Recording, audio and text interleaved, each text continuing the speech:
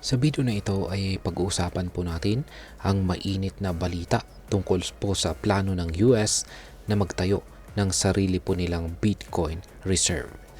Sabi nga ng CEO ng Coinbase na si Ginoong Brian Armstrong, kapag nagkaroon daw po ng US Bitcoin Reserve, tataas ng sobra ang presyo ni Bitcoin. Ano nga ba ang ibig sabihin nito para sa atin bilang mga Pinoy crypto enthusiast? Kaya yan po ang siyang ating aalamin sa video na ito. Pero bago po tayo magpatuloy, ay nais ko lamang po munang bigyang linaw ang aking disclaimer kung saan ang nilalaman po ng video na ito ay hindi po ito isang financial advice.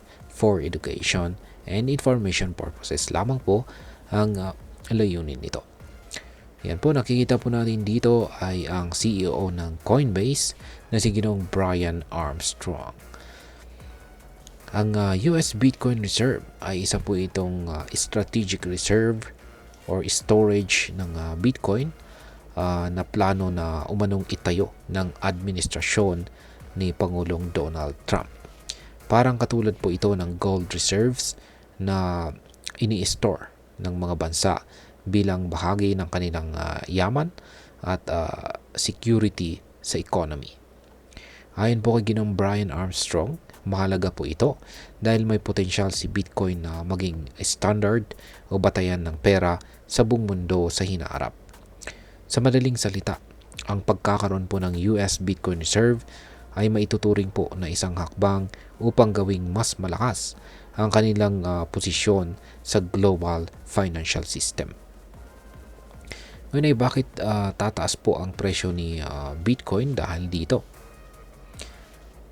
Yan, sabi ni Ginoong Armstrong ay kapag itunuloy ng US ang plano po nilang magtayo ng Bitcoin Reserve, malaki po ang posibilidad na sumunod ang iba pang mga bansa, lalo na ang mga miyembro or members ng G20. Ang pagtaas po ng demand na ito ay natural na magpapataas sa presyo ni Bitcoin. Bukod pa rito ay marami pong institutional investors ang magkakaroon po ng kumpiyansa na mag-invest kay Bitcoin dahil magiging bahagi na ito ng mga strategic assets ng mga bansa. Sa isa pang interview ay sinabi po ni Ginoong Armstrong na posibleng umabot po sa milyong-milyong dolyar ang presyo ni Bitcoin kapag nangyari ito. At bakit? Dahil kakaunti lamang po ang supply ni Bitcoin. Limitado po ito sa 21 million coins.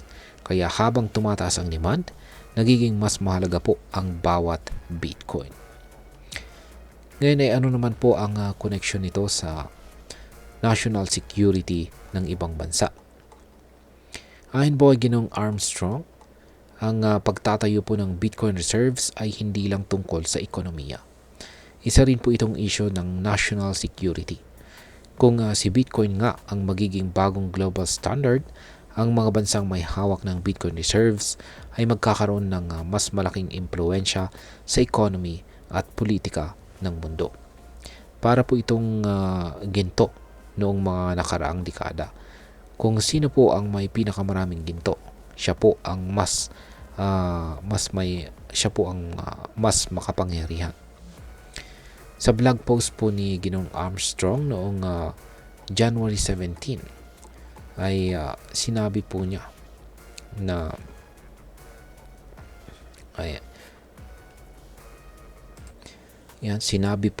ang pagkakaroon po ng Bitcoin reserves ay maaaring magbago ng balanse ng kapangyarihan sa pagitan ng mga bansa.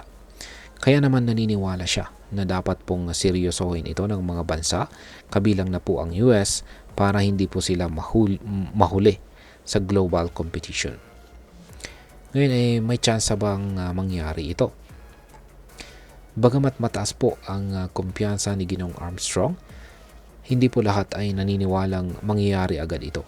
Ayon po sa Poly Market, isang crypto prediction market, nasa 36% lamang ang tsansa na maitatayo ang US Bitcoin Reserve sa unang 100 days ng administrasyon ni Pangulong Trump. Gayunpaman ay mahalaga pong tandaan na ang anumang hakbang patungo sa ganitong plano ay malaking bagay, malaki na po itong bagay para sa industriya ng crypto. At ayan, ano naman po ang maaaring maging epekto nito para sa atin bilang mga Pinoy crypto traders or investors? Kung magtutuloy-tuloy po ang pagtatayo ng US Bitcoin Reserve, ito ay magkakaroon po ng domino effect sa buong mundo. Una, posibleng tumaas ng malaki ang presyo ni Bitcoin. Kaya kung ikaw po ay may holdings na Bitcoin ngayon, ay malaki po ang tsansa na malaki ang ating kikitain sa hinaharap. Pangalawa ay mas dadami po ang mga bansa at institution na magiging bukas sa cryptocurrency. Kaya mas magiging madali po para sa atin na mag-trade o mag-invest. Ngunit may kaakibat din po itong risk. Habang tumataas po ang presyo, magiging mas volatile naman po ang market.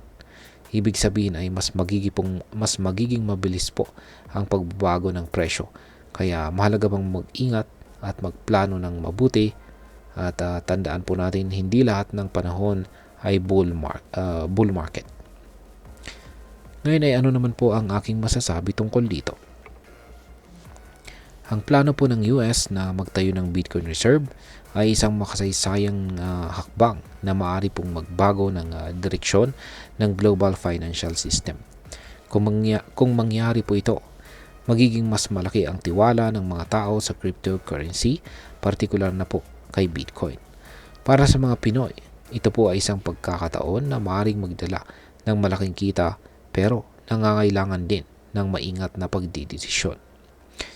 At ayan, hanggang dito na lamang po tayo sa video na ito mga ka-crypto. Sana po ay inyong nagustuhan ang aking paliwanag sa video na ito. Kung inyo po itong nagustuhan, pag-click lamang po ang like button nito. Marami pong salamat sa panonood. Ingat po tayo lagi at God bless po sa ating lahat.